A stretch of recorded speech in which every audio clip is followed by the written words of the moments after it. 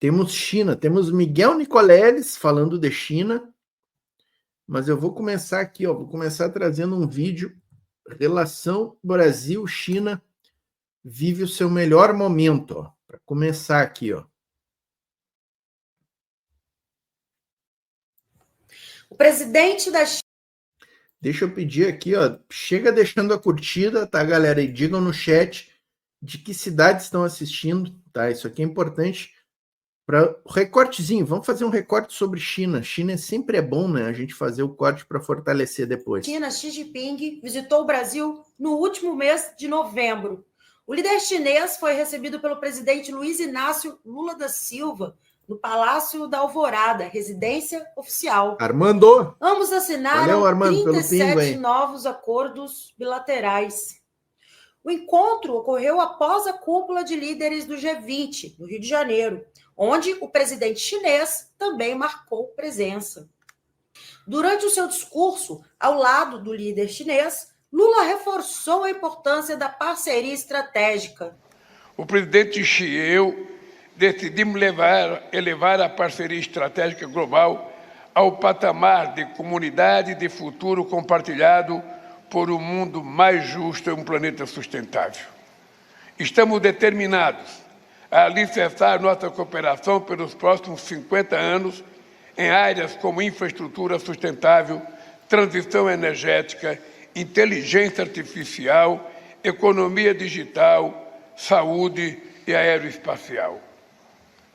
Por essa razão, estabelecemos sinergias entre as estratégias brasileiras de desenvolvimento, como a Nova Indústria Brasil, o Programa de Aceleração do Crescimento, o Programa Rota de Integração Sul-Americana e o Plano de Transformação Ecológica e a Iniciativa Cinturão e Rota. Para dar concretude às sinergias, uma força-tarefa sobre cooperação financeira e outra sobre desenvolvimento produtivo e sustentável serão estabelecidas e deverão apresentar projetos prioritários em até 2 meses. Queremos adensar a cadeia de valor em nosso território, além de ampliar e diversificar a pauta com o maior parceiro comercial. No contexto dessa visita, quase 40 atos internacionais foram assinados em áreas como comércio, agricultura, indústria, investimentos, ciência e tecnologia, comunicações, saúde, energia, cultura, educação e turismo. Já o presidente chinês afirmou que a relação entre os países vive o seu melhor momento na história. Muito tocado ao ver como o povo brasileiro valoriza e espera de uma amizade profunda com a China. Agora mesmo, mantive uma reunião cordial, amistosa e frutífera com o presidente Lula. Fizemos uma retrospectiva do desenvolvimento das relações China-Brasil ao longo dos 50 anos. Coincidimos em que este relacionamento está no melhor momento da história. Possui uma projeção global, estratégica e de longo prazo cada vez mais destacada e estabeleceu um exemplo para avançarem juntos com solidariedade e cooperação. O jornalista Pedro Paiva, ele que é correspondente da TV 247 em Nova York, entrevistou Xu Qingduo, ele que é pesquisador sênior na Fundação Pangual, um grupo de reflexão sobre políticas públicas com sede em Pequim, e pesquisador do Centro para China e Globalização. O especialista explica por que Brasil e China vivem o seu melhor momento nas relações. Yeah, this is, I think, President Sim, acho que o presidente Xi fala da perspectiva chinesa. Você sabe, o relacionamento China e Brasil é frequentemente descrito baseado no comércio. Você sabe, as pessoas costumavam pensar que quando se tratava do relacionamento entre China e Brasil, tratava-se realmente de comércio, da compra chinesa de produtos agrícolas e minerais do Brasil. Claro, isso é exportação do Brasil. O Brasil se beneficiou do superávit comercial com a China, etc. A China tem sido o maior parceiro comercial do Brasil nos últimos 15 anos. Mas por que a presidência chinesa está dizendo estamos no melhor momento de todos os tempos em termos de relacionamento? Acho que o nosso relacionamento foi além do comércio. Se você olhar para, digamos, as visitas entre os dois países, você pode ver, o presidente Lula, na última vez no ano passado, quando esteve em Pequim, ele levou 200 pessoas, uma forte delegação empresarial para a China. E só no mês passado você vê o chefe do Exército do Brasil, o chefe do Supremo Tribunal Federal do Brasil, todos estavam em Pequim para se encontrarem com suas contrapartes. Além disso, o Ministério das Comunicações, por exemplo, está conversando com o lado chinês, incluindo uma empresa chinesa chamada SpaceSail, para fornecer serviços de internet via satélite para áreas sem banda larga, por exemplo. E eu acho que se você olhar para a energia limpa, por exemplo, a montadora chinesa BYD e a Great Wall Autos, elas estão anunciando um investimento de 2,5 bilhões de dólares no Brasil, e fábricas serão abertas já no início do próximo ano. Então estamos falando dos empregos que estão sendo criados, de milhares de empregos, e também é isso que fará o Brasil parte, digamos, da cadeia industrial, mas o Brasil vai produzir, digamos, painéis solares, baterias, até veículos elétricos, e depois exportar esses veículos para o resto do mundo.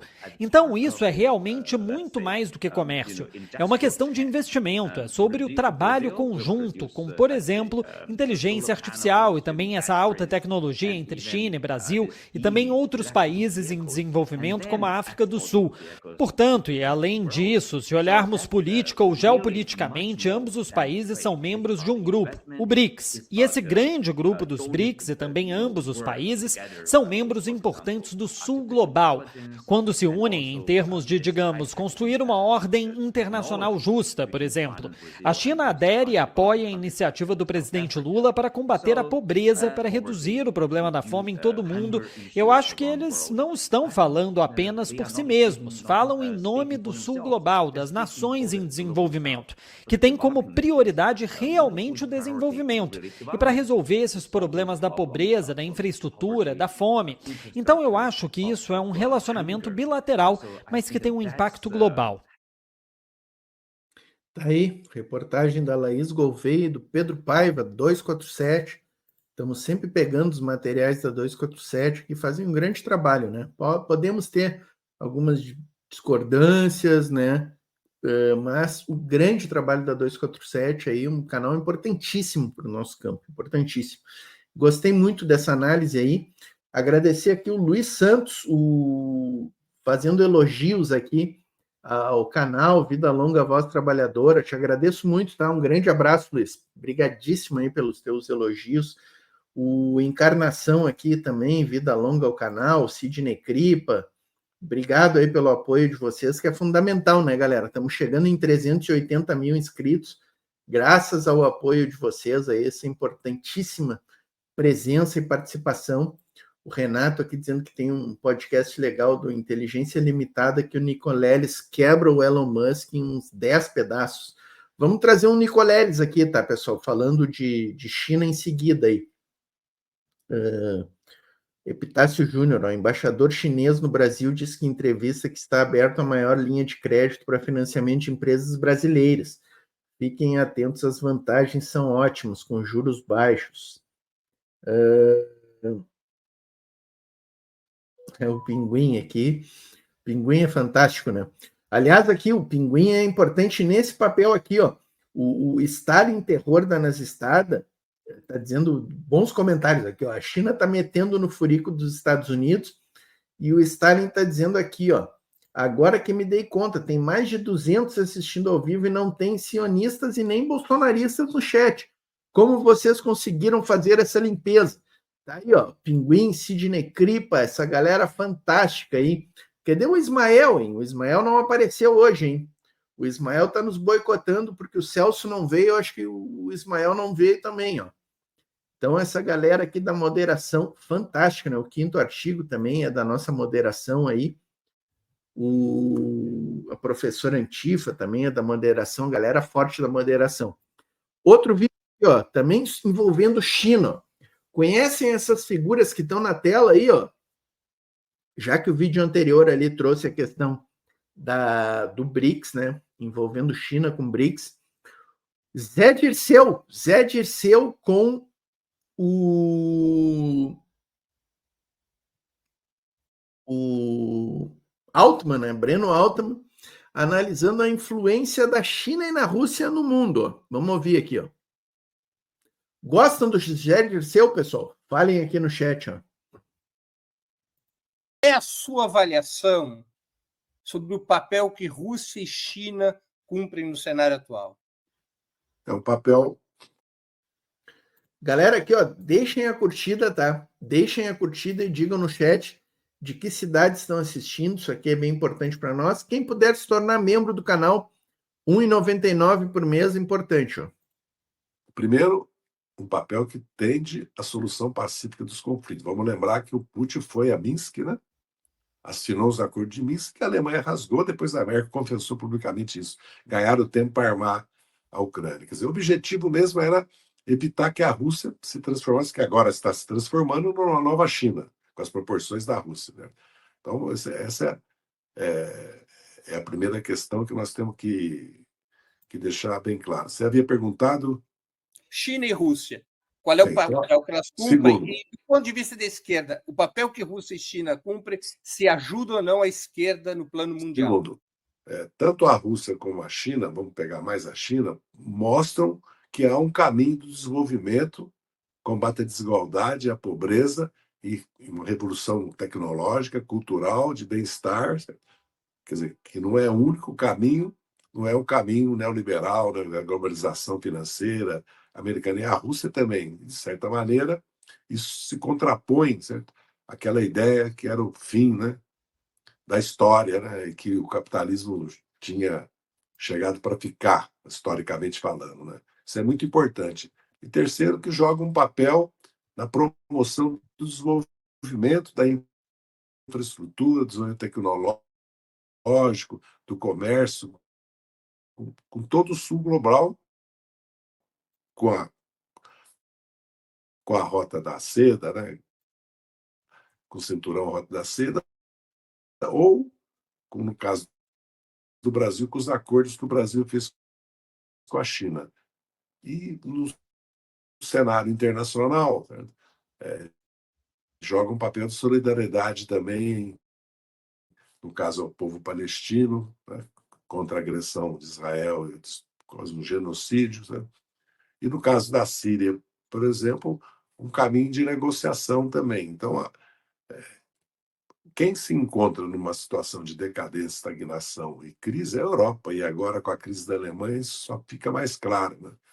Eu vejo que a Rússia e a China jogam um papel positivo em todos os sentidos no mundo, né? Zé Dirceu, a China é um país socialista? É um tipo de socialismo, porque se nós formos imaginar que a economia chinesa, certo? Porque nós vamos analisar o seguinte, no mundo atual, né, nessa fase da história da humanidade, certo? É um avanço com relação ao capitalismo, o que aconteceu na China nesses últimos 45 anos ou não? A experiência soviética, certo? Que fracassou. Perante a experiência chinesa, se comparar as duas, apesar que a União Soviética agora, a herança dos 70 anos de socialismo permitiu que a União Soviética desse esse salto que está dando agora, né? Porque tinha as bases da infraestrutura tecnológica, da educação, do estado de bem-estar social, que foi... Então, eu acredito que é muito cedo ainda para analisar as consequências do modelo chinês e vietnamita e outros. Grande Zé Dirceu, que está confundindo a China com a União Soviética, hein? Isso que ele falou é verdade, né? 70 anos da União Soviética ajudaram muito a China a dar esse salto, né, que está dando agora, né? e ajudaram muito a classe trabalhadora a conquistar os direitos, né? A gente nunca pode deixar de mencionar isso aqui, né? Que se não fosse a experiência socialista da União das Repúblicas Socialistas Soviéticas, boa parte dos direitos que os trabalhadores têm hoje talvez não existissem, né? Então, respeitem os processos de socialismo real, todos. Mas nós podemos dizer o seguinte: pelo menos eles conseguiram se integrar ao mercado mundial sem se submeter do ponto de vista financeiro e do ponto de vista tecnológico. Porque se nós olharmos o nosso país, que tem soberania de alimentos, soberania energética, é um país independente, né? Ele não tem soberania tecnológica e financeira. A forma como o capitalismo brasileiro vem se desenvolvendo, certo, impede que o país saia desse estado que ele permanece, apesar da modernização da agricultura, apesar da modernização da infraestrutura do país nos últimos anos, o país é prisioneiro de uma incapacidade de ter acesso a. O Brasil continua na economia mecânica, que acabou de mostrar a crise da Alemanha, é incapaz de avançar para uma economia, né, da robótica, da inteligência artificial, mesmo digital, né, principalmente com relação à inovação. E está totalmente prisioneiro do mercado financeiro mundial, totalmente. E nós acabamos de viver isso no Brasil. A China não. A China mostrou, e veja bem, a situação da China em 1978, comparado com o Brasil era um país mais desenvolvido que a China, aliás, que a Índia também. Então, o salto que a Índia deu, qual é a riqueza da Índia? Foi muito mais a independência política e a independência financeira que permitiu à Índia, quer dizer, o Partido Comunista Chinês, né, que tem origem na Revolução de 49, que permite que eles tenham controle do Estado, né? E fizeram o que fizeram. Então, essa é uma questão. Mas seria possível uma independência desse tipo, como você caracteriza, sem a Revolução de 49? A diferença entre a China e o Brasil não seria exatamente a Revolução? Não seria a Revolução. O Brasil precisa de uma revolução social. Como ela vai se dar é a questão, certo?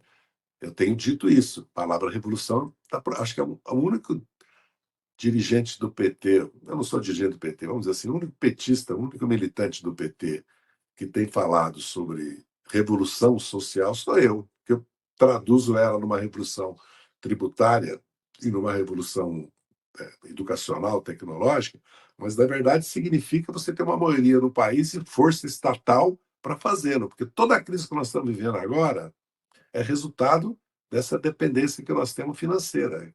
E nós levamos ao extremo. Nenhum país do mundo fez o que o Brasil fez em termos de liberalização financeira, né? Total o Brasil fez, né? E as consequências estão aí, estão visíveis, né? Não precisamos nem dizer. Como é que você... Tá aí? É isso, Rafael Fernandes. Estamos aqui, dê a ordem, camarada, né? Para a Revolução Brasileira, né? Grande presença aqui do camarada Borduná Zidanov aqui, ó. O Zidanov chegou aqui, ó, falando com o Stalin. Agora tá completo o panorama. Estamos com o Stalin, estamos com o Zidanov aqui, a família Pitilo, como diz o Pinguim aqui, ó. Sidney Kripa diz que o Pitilinho teve a liberdade alcançada. Urra, até quando não sei, né? Pitilinho tá em Cuba lá, eu acho, o professor, né? Grande presença. Você avalia de ser o papel dos BRICS? É a possibilidade de criar uma alternativa, inclusive, ao dólar, e é uma possibilidade de criar.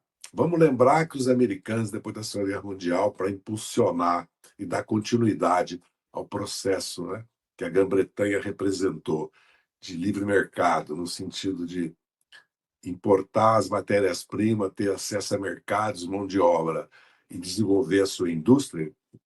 Em cada etapa ela adquire formas novas, como agora as novas formas tecnológicas, né? Eles criam o BIRD e o BID para financiar exatamente isso, não só a reconstrução da Europa, mas como a industrialização dependente de países como o Brasil, por exemplo. A fonte de financiamento mundial, certo? Quando de Bretton Woods tentou se resolver o problema do câmbio desequilíbrio déficit superávit, que hoje está evidente, porque os americanos estão reclamando que o mundo todo tem superávit, por isso que o dólar está sobrevalorizado, e ele vai tentar fazer outro acordo de plaza, que ele impôs ao Japão 20 anos de estagnação, e quer fazer isso com a China e conosco, com os outros países. Né? O que nós estamos assistindo com o BRIC é uma nova fonte de financiamento, uma nova aliança política comercial, cambial, e uma nova aliança que pode também começar a fazer alternativas ao dólar. Porque o próprio Brasil, desde 73, todas as crises mundiais, crise asiática, crise do México, da Argentina, o Brasil foi atingido, tudo começa com o dólar. Decisões que os Estados Unidos tomam para se autoproteger. Toda a Europa e os Estados Unidos, nesse momento, estão emitindo. Tem déficit. O G7 tem dívida pública de 120, e a Europa tem legalmente, eu não sei se continua 3,5%, mas a possibilidade de 2,5% de déficit público. A dívida pública em muitos países, como a Itália e Japão, chega a 200% do PIB, mas não paga juro. Teve juro negativo até pouco tempo, até 2020, 20, até a pandemia, teve juro negativo. Os Estados Unidos está com déficit de 6,5%, está com déficit comercial de quase 700 bilhões de dólares. Certo? Tem uma dívida pública de 120% do PIB, está pagando $1 trilhão de serviço da dívida, uma das razões para baixar o juro. Então, é preciso criar uma alternativa a essa realidade, essa camisa de força que a hegemonia do dólar, certo, impôs ao mundo. Que o próprio FMI foi instrumento. E é preciso ter bancos de desenvolvimento, como nós temos o BNDES aqui, com amarras, né? Porque descapitalizaram os bancos para o brasileiro. Porque de 16 para cá, eles foram quebrando os pactos constitucionais de 88. Quebraram o pacto político com um golpe, com a Lava Jato, quebraram o pacto nacional, desmontando a Petrobras, que era uma possibilidade do Brasil ter uma renda e investir numa revolução social, tecnológica no país, certo? Como outros países fizeram com a renda do petróleo, entregaram a nossa renda do petróleo para os americanos, né, na Bolsa de Valores de Nova York, e aqui para os grandes acionistas, que os pequenos e médios não representam nem 10, 20% desses dividendos de 200 bilhões, 150 bilhões que se pagam, não? Que eram recursos que o país podia estar investindo. E o outro pacto que eles querem quebrar agora é o social. Agora eles querem que se faça um ajuste das contas públicas, né? Se tenha superávit, né?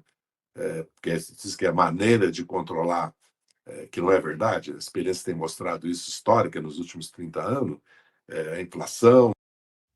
A maior falácia, né? A maior falácia. Os grandes países envolvidos trabalham com déficit, né? Essa falácia do superávit aí.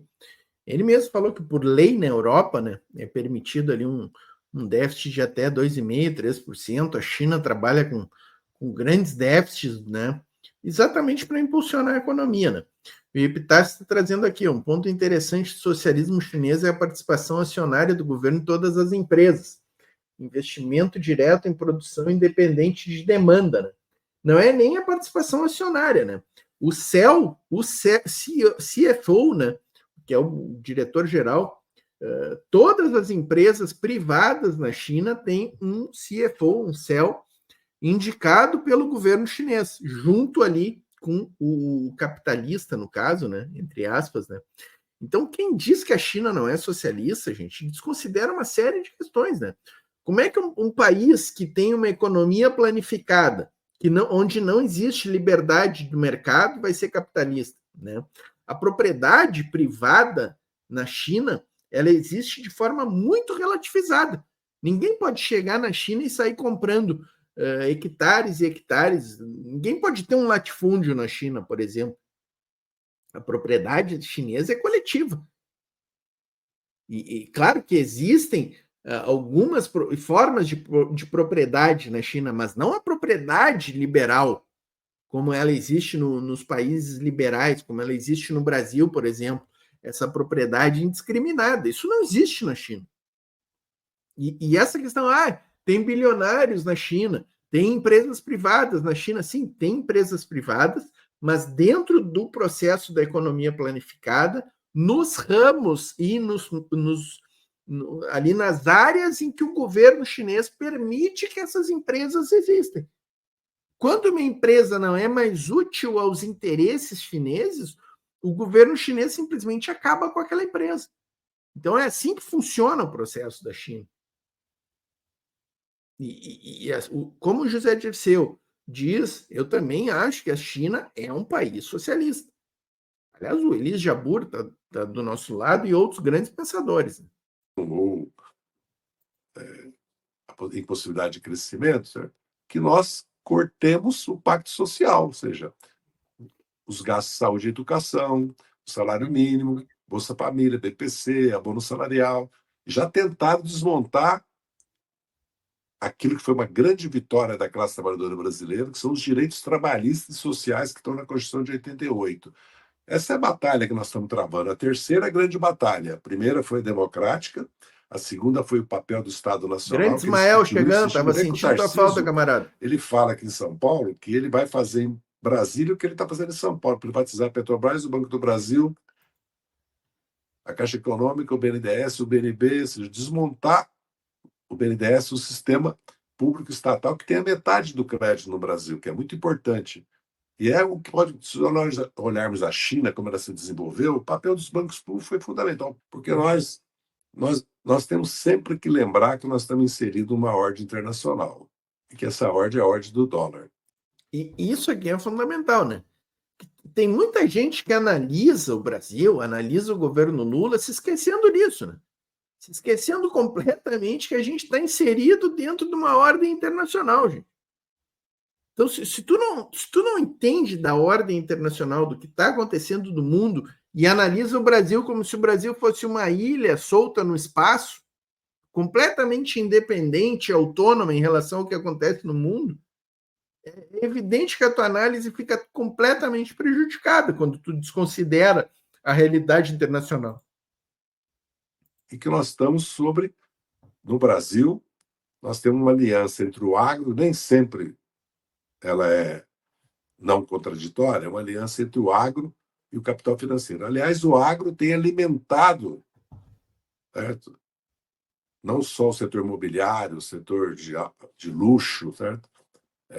Ou seja, a especulação não só financeira, mas também imobiliária, e a concentração de riqueza no país, até porque não paga impostos. Enquanto não pagar imposto de renda, lucro de dividendo, porque imposto para exportação não paga, como o setor mineração não paga também. Quem devia pagar era o petróleo, e aconteceu isso que eu falei. Então o país vive, mas o Brasil está vivendo uma armadilha que, para resolver o problema, precisa de uma reforma tributária profunda. Isso nós não temos força para fazer. Então nós vivemos essa agonia que nós acabamos de viver agora esses meses, entendeu? Que é produto da correlação de força na Câmara e no Senado. Então, qualquer discussão sobre a esquerda brasileira, ou o PT e os demais partidos, assim, se não mudar, não melhorar a correlação de força da Câmara e do Senado, não melhorar o nível de consciência da sociedade sobre esses problemas, porque eu fico estarrecido. Em vez de nós termos uma explicação para o país sobre o que está acontecendo, nós tivemos uma profissão de fé no Banco Central. Eu quase caí da cadeira, falando com sinceridade e franqueza. Porque está falando daquele vídeo da sexta-feira, do Lula com o Galipo. Exatamente. Não que eu seja contra que o presidente faça esse tipo de vídeo. Eu posso entender a circunstância, o momento, certo? Porque nós estávamos, né? É que nem um boxeador, assunto que você e a família conhecem bem, porque estava nas cordas, né? Nós estávamos nas cordas. Então, tudo bem. Agora, precisa explicar para o país por que nós estamos nessa situação. Coisa que o ministro Fernando Haddad veio tentando fazer, explicando que tinha renúncia fiscal, que tinha estrutura tributária regressiva, concentradora de renda, ainda que o país precisava cobrar lucros de dividendo, cobrar grandes fortunas, que o país precisava cobrar imposto de renda de verdade, porque no Brasil não existe imposto de renda, né? Depois de R$6.000 todo mundo paga a mesma coisa, nem pensar, entendeu? E até imposto de renda para R$3.000, R$4.000, né? Isso não existe. Então, essa questão que nós estamos vivendo, se não há um debate público, e o presidente Lula levantou a bola para nós várias vezes, com a questão do juro e do Roberto Campos Neto e do Banco Central, e com a questão do rico no imposto de renda e o pobre no orçamento. Mas nós, as forças políticas que representamos, não fizemos uma campanha nacional. É como a questão política. Se nós não. Essa questão das emendas parlamentares, que, aliás, hoje o ministro Fábio Dino apertou mais um pouco o parafuso, entendeu? Se nós não fazer uma campanha nacional para dizer para o país o que é isso, e para dizer que precisa mudar o sistema político, que não pode ser voto no nominal, que não pode ser esse sistema que nós temos, tem que botar em partido, botar na lista partidária, entendeu? Mudar, que não pode ser 8 mínimo de deputado e umas 70, que isso é uma aberração que só existe no Brasil. Pode levar 5, 10 anos, mas levou 21 anos para derrotar a ditadura. De 46 a 88, né? De 64 a 88, quantos anos levou para nós conseguir constituinte? Quanto tempo nós levamos para eleger o Lula, né? De 89 até 2002. Tudo é uma luta de longo prazo, não tem luta de curto prazo.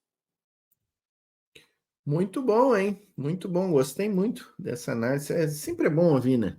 O José Dirceu, e como dá para fazer a crítica, né? Dá para fazer a crítica às medidas do governo, as posturas, a entrevista junto com o Galípolo ali, dá para fazer a crítica tranquilamente, gente, sabe? Defendendo o governo, né? É isso, é o que a gente tenta fazer aqui, né? Luísa Figueiredo dizendo que foram excelentes as sanções da China às empresas dos Estados Unidos, feitiço contra o feiticeiro. O Epitácio Júnior está por dentro da China. Acaba de fechar 29 empresas americanas que estavam produzindo armas para Taiwan disfarçadas de produtos de uso civil. 9 delas banidas permanentemente. Saraiva, China é socialista? Se o socialismo não deu certo no mundo, imagina quando der. Tudo que compra está escrito Made in China, né? Olha, se o socialismo não deu certo, por exemplo, na União Soviética, que tinha uma expectativa de vida de 30 anos e foi a 77, né? Em Cuba, por exemplo, onde a expectativa de vida de Cuba é mais alta do que a dos Estados Unidos, né? O número de pessoas que vivem na rua em Cuba é um dos menores do mundo, muito menor do que os Estados Unidos, aliás, né? O número de analfabetismo, né, em Cuba é menor do que os Estados Unidos, menor do que o Brasil, né? Então, o que não deu certo? Foi o socialismo que não deu certo ou é o capitalismo? Onde é que o capitalismo deu certo? Quando fazem essa pergunta, onde é que o socialismo deu certo? Eu sempre respondo ou faço a contra-argumentação, né? Me diz, então, aonde que o capitalismo deu certo? Eu quero saber um lugar onde o capitalismo tenha dado certo, tá?